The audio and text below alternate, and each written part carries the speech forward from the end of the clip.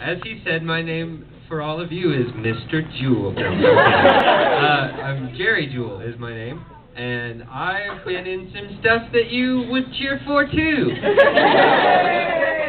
Thank you. That's how we keep this to a minimum and keep the things rolling so you can get to the questions that you want to ask in an hour. So I will give the mic, except I won't because he has his own. I will give the right to the speaking stick. Goes to this guy who needs no introduction, so I won't give him one. First of all, I'll have what he's having. I'm Chris Kaysen, and I was, let's see, Holy Roman Empire and Natalia, and James Shinhan and Mr. Popo and Dragon Ball Z, and Hanai and School Rumble, and Babbitt and Kodacha, and Gluttony and Full Metal Alchemist, for example. So, yay! And now, the questions! The cue! And we're done! Okay, thank you! Good panel, good hustle out there, guys. You were really great. Let's start with this side of the room. This side of the room, we're going to be coming to you to think of something. No pressure, but totally think of... How about you with the eyebrows? That's funny, because everyone has eyebrows. You! Yes, sir. Unless there was some sort of a flame accident. How did all of you get started in voice acting? This counts as community service for me. I don't know about Do you want to start, sir? Sure, I'll start. I got my start actually from doing the technical side of things. I got my start at Funimation as an audio recording engineer, the ADR engineer, and was just kind of around enough that eventually they got desperate enough they figured they'd let me try and say a word or two. And I guess I didn't suck too bad, so they kept throwing me into the booth. And eventually when I moved up to a director, I just started casting myself. Because who else is gonna?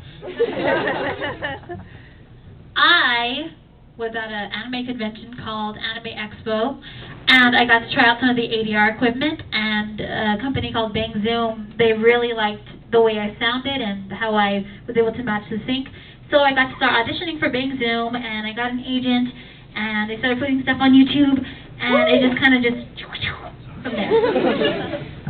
Ah, the method. Yeah. It's in my book. It's chapter 4. I just started as a regular old actor, doing acty things, trying to save the world with my acting. It didn't work. So I started community theater, like when I was like 9 years old, and then wound up moving. This is cutting in and out. And then wound up moving to Vancouver, where we do lots of stuff. And then actually started on film, on camera. I started doing a show called Black Stallion that ran for a few years, 20 years ago, and then some other shows, movies, and whatnot. And yeah, it was just part of the general auditioning process. And then when we were doing a show called Breaker High, I auditioned for Ranma to replace Sarah Strange and got it, and then it sort of kind of went from there. So that was like 97, something like that. Yeah, not 97 years ago. The year 97. You still thinking of a question this side of the room? Yeah. Good. Okay. All right. I'm one of the lucky guys that got in by not doing much of anything. I had a friend who was an ADR engineer who was working for Chris Sabat at the time. And evidently everybody was gone for the weekend, and they needed to finish some stuff on time.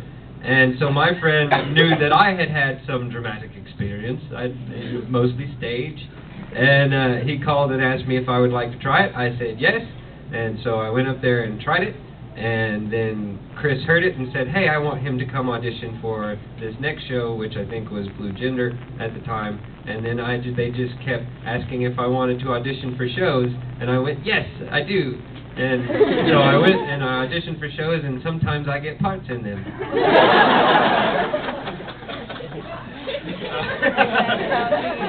And way back in 1998, oh my gosh, a friend of mine, I was a local actor in Dallas, and a friend of mine said, hey, they're doing they're doing some cartoons from Japan in Fort Worth. You want to go audition? And I said, sure, yeah, why not?